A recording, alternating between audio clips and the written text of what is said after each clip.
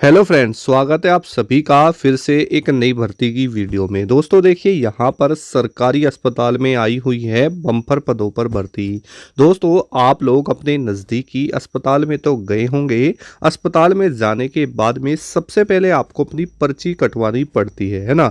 तो दोस्तों बस वही काम आपको यहाँ पर करना है, यानी सरकारी अस्पताल में नई भर्ती काम रहेगा आपका मरीजों की पर्ची काटना। दोस्तों बेहद आसान काम है। अगर आप कम पढ़े लिखे हैं ना, तो भी आप इसे बहुत आसानी से कर सकते हैं, क्योंकि इसमें आपको कोई ज़्यादा पढ़ाई लिखाई की ज़रूरत नहीं है। आप हिंदी में भी कर सकते हैं। सिर्फ आपको इसमें क्या करना होता है, पर्ची पर मरीज का नाम और उसकी उम्र लिखनी पड़ती है और बस दोस्तों। अब देखिए यहाँ पर अगर आप 5वीं 8वीं और 10वीं पास है ना, तो इसमें आप फार्म भर सकते हैं। इसमें आपकी कोई परीक्षा भी नहीं होगी और आयु सीमा भी 18 से 45 वर्ष है। और दोस्तों सीधी भर्ती ये रहेगी, महिला और पुरुष दोनों के लिए भर्ती है। तो आज की इस वीडियो में इस भर्ती के बारे में हम संपूर्ण जानकारी जानेंगे कि कहाँ से आपको फार्म भरना है और कौन इसमें फार्म भर सकता है, कितनी सैलरी मिलेगी, सिलेक्शन प्रोसेस क्या रहेगा और क्या क्या आपको डॉक्यूमेंट्स चाहिए। दोस्तों वीडियो में आगे बढ़ने से पहले आप सभी लोगों से एक छोटी सी रिक्वेस्ट है।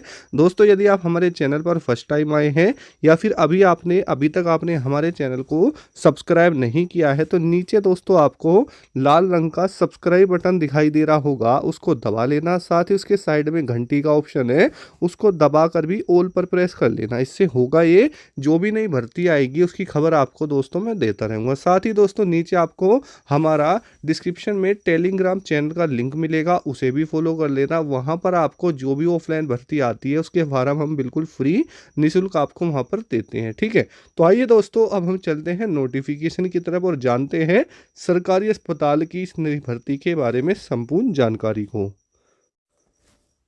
तो दोस्तों जैसा कि आप स्क्रीन के ऊपर देख सकते हैं, सरकारी अस्पताल में पर्ची काटने की जॉब 2024 अस्पताल में नौकरी। सैलरी मिलेगी दोस्तों आपकी शुरुआत में 18,000 से लगभग 35,000 रुपये तक। अब देखिए दोस्तों मैं आपको बताऊं, तो जो ये आपकी पर्ची काटने की जॉब है ना दोस्तों, ये प्राइवेट और सरकारी अस्पताल दोनों में ही होती है ना। तो मैं यहाँ पर आपको दोनों को ही बताऊँगा कि कैसे कैसे अप्लाई आपको करना है। अब देखिए दोस्तों यहाँ पर सबसे पहले हम जानें कि भाई एक्चुअल में चीज़ें हैं क्या। तो देखिए यहाँ पर लिखा है कि देखिए हॉस्पिटल प्राइवेट और गवर्नमेंट में पर्ची काटने की जॉब कैसे मिलेगी। आपने हॉस्पिटल में कंपाउंडर का नाम सुना होगा, जिसमें अस्पताल में पर्ची काटने की नौकरी के तहत उन्हें अलग अलग प्रकार के काम दिए जाते हैं जो डॉक्टर को सहायता करते हैं। कंपाउंड का मतलब होता है डॉक्टर के आदेश के अनुसार पेशेंट की जांच करना, डॉक्टर के द्वारा दिए गए दवाइयों तथा इंजेक्शन को रोगी को देने में सहायता करना। इन इस तरह के काम भी बहुत सारे होते हैं ना। अब देखिए सबसे पहले हम जानते हैं कि आपके पास क्या क्या डॉक्यूमेंट्स होने चाहिए। जैसे कि आप देख पा रहे होंगे कि अस्पताल में पर्ची काटने के लिए जॉब लेने के लिए आवश्यक दस्तावेजों की सूची नीचे दी गई है। जैसे दोस्तों आपके पास अपना एजुकेशनल क्वालिफिकेशन सर्टिफिकेट होना चाहिए कि आप कितने पढ़े लिखे हैं ना। उसके बाद में दूसरा है आपका यहाँ पर दोस्तों आधार कार्ड की फ़ोटोकॉपी, यानी आपका आधार कार्ड होना चाहिए, आपका पैन कार्ड होना चाहिए, ठीक है। और दोस्तों यहाँ पर आपके पासपोर्ट साइज 2 फोटो होने चाहिए। इस तरह के आपका फ़ोटो होता है, यहाँ पर आपका नाम लिखा होता है ना, इस तरह का। उसके अलावा सिग्नेचर और अंगूठे का निशान, साथ ही दोस्तों एक मोबाइल नंबर और आपकी ईमेल आईडी। अब देखिए दोस्तों क्या होता है ना, 90% लोग ना यहीं पर गलती करते हैं।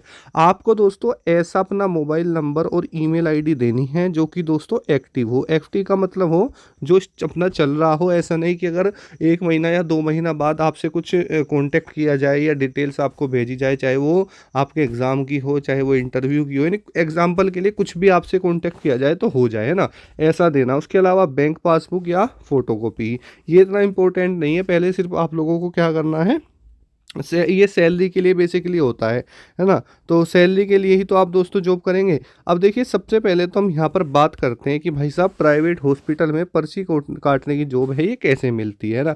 मैंने आपको बताया था दोनों हॉस्पिटल्स में होती है। तो देखिए यहाँ पर प्राइवेट हॉस्पिटल में पर्ची काटने की जॉब कैसे लें इसके बारे में बताया गया है। तो आइए दोस्तों इसको देख लेते हैं। तो सबसे पहले इस जॉब को पाने के लिए आपके पास एजुकेशनल क्वालिफिकेशन होना चाहिए। इसी किसी भी मान्यता प्राप्त बोर्ड से आपने साइंस स्ट्रीम से 12वीं क्लास पास कर रखी हो, उसमें आपके कितने होने चाहिए दोस्तों, लगभग 50% मार्क्स होने चाहिए 12वीं में, और पीसीबी से आपने 12वीं की हुई हो। उसके अलावा दोस्तों यहाँ पर अगर आपके पास कोई ग्रेजुएशन की डिग्री है तो अच्छी बात है ना। उसके अलावा यदि आप 12वीं तक ही पढ़ाई किए हैं तो उसके बाद ग्रेजुएशन की पढ़ाई पूरी कर सकते हैं और किसी प्राइवेट हॉस्पिटल में कंपाउंडर की नौकरी भी दोस्तों ले सकते हैं। उसके अलावा प्राइवेट हॉस्पिटल में नौकरी लेने के लिए आपको इंटरव्यू को पास करना होगा, उसके बाद ही आपका दस्तावेज वेरिफिकेशन किया जाएगा। अब देखिए दोस्तों, होता क्या है ना, लोग इंटरव्यू के नाम से क्या है, डर जाते हैं ना। आपको डरना नहीं है भाई। इंटरव्यू का मतलब है कि वो आपसे मिलेंगे, आपसे बातचीत करेंगे। ऐसा नहीं है कि भाई वो आपसे इंग्लिश में बात करेंगे। हमारे मन में एक डर बैठा रहता है कि इंटरव्यू का मतलब है हमसे बैठा के क्वेश्चन पूछे जाएंगे, इंग्लिश में बात की जाएगी। ऐसा दोस्तों कुछ भी नहीं है। आप डॉक्यूमेंट लेके जाओगे, वो आपसे मिलेंगे, बस इतना ही होता है, ठीक है। इसी को हम क्या कहते हैं, डॉक्यूमेंट वेरिफिकेशन और आपका इंटरव्यू। उसके बाद आपको अस्पताल में थोड़ी ट्रेनिंग दी जाती है कैसे आपको काम करना है, और आपका काम स्टार्ट हो जाता है। अब देखिए यहाँ पर बात करते हैं कि गवर्नमेंट हॉस्पिटल में पर्ची काटने की जॉब आपको कैसे मिलती है ना। तो देखिए सबसे पहले तो मैं आपको बताऊं तो इसके कुछ स्टेप्स हैं जो कि आपको फॉलो करने हैं। जैसे सरकारी हॉस्पिटल में पर्ची काटने की नौकरी लेने के लिए आपको साइंस स्ट्रीम से क्या करनी पड़ेगी दोस्तों, आपने 12वीं क्लास पास कर रखी हो, यानी दोस्तों पीसीबी से। उसके अलावा आपके पास जो है मेडिकल से रिलेटेड कोई भी डिग्री होनी चाहिए, है ना। उसके बाद में यहाँ पर लिखा हुआ है कि सरकारी अस्पताल में जॉब लेने के लिए आपको ग्रेजुएशन की पढ़ाई भी करनी होगी, तभी आप सरकारी अस्पताल में कंपाउंडर की भर्ती ले सकते हैं। अब सरकारी अस्पताल में भर्ती लेने के लिए एक छोटी सी एंट्रेंस एग्ज़ाम भी होती है, ठीक है, जिसको आपको देना होगा। और ये आपके अलग, हर स्टेट में अलग अलग होती है। नहीं तो जिस स्टेट में आप रहते हो ना, वहाँ की गवर्नमेंट हॉस्पिटल में जो वैकेंसीज आती है ना, वहाँ पर आपके फॉर्म निकलते हैं और आपको जो है एग्ज़ाम देना पड़ता है। उसके बाद आपको क्या है दोस्तों, जो एंट्रेंस एग्ज़ाम पास कर लेते हैं उनको जो है इंटरव्यू टेस्ट देना पड़ता है। अब आप उसके बाद आपका क्या होता है दोस्तों, मेडिकल फिजिकल थोड़ा बहुत होता है। उसके अलावा डॉक्यूमेंट वेरिफिकेशन होता है, और 1 से 2 महीने की दोस्तों यहाँ पर आपको ट्रेनिंग दी जाती है, और आपको दोस्तों यहाँ पर जो है नौकरी मिल जाती है। अब देखिए सैलरी की बात करें तो सैलरी यहाँ पर जो है गवर्नमेंट हॉस्पिटल होते हैं तो 18,000 से लेके लगभग 28,000 रुपये तक तनख्वाह मिल जाती है ना। अगर आप किसी भी गवर्नमेंट हॉस्पिटल में पर्ची काटने की नौकरी प्राप्त कर लेते हैं तो आपको हर महीने शुरुआत में ही 18,000 से लेके 28,000 तनख्वाह मिल जाती है। वहीं अगर आप किसी प्राइवेट हॉस्पिटल में पर्ची काटने की नौकरी मिलती है तो आपको वहाँ पर स्टार्टिंग में 10,000 से लेके 12,000 रुपये तक दिए जाते हैं। उसके अलावा गवर्नमेंट हॉस्पिटल में आपको कहीं जो है महंगाई भत्ते भी मिलते हैं, तो इस तरीके से आपकी सैलरी काफ़ी अच्छी रहती है।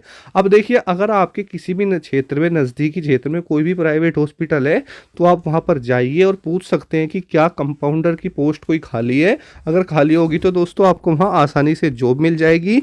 और अगर दोस्तों आप सरकारी करना चाहते हैं तो आप हमारे साथ जुड़े रहिए, चैनल को सब्सक्राइब करके रखिए। जिस दिन भी दोस्तों आपके फॉर्म आ जाएंगे हम आपको वीडियो के माध्यम से बता देंगे, ठीक है। अब देखिए यहाँ पर अलग अलग वैकेंसीज होती है हॉस्पिटल्स में, जैसे गार्ड की नौकरी भी होती है, पर्ची काटने की जॉब भी होती है, वार्ड बॉय भी होते हैं, है ना, और अस्पताल में कैंटीन की जॉब भी मिलती है ना। तो इस तरह की बहुत सारी जॉब्स होती हैं जो आती रहती हैं, तो आपको ज़्यादा टेंशनबाजी नहीं लेनी, सिर्फ आपको हमारा चैनल सब्सक्राइब करके रखना है और जैसे ही वैकेंसी आएगी हम आपको बता देंगे। तो मिलते हैं नेक्स्ट वीडियो में। जय हिंद, वंदे मातरम दोस्तों।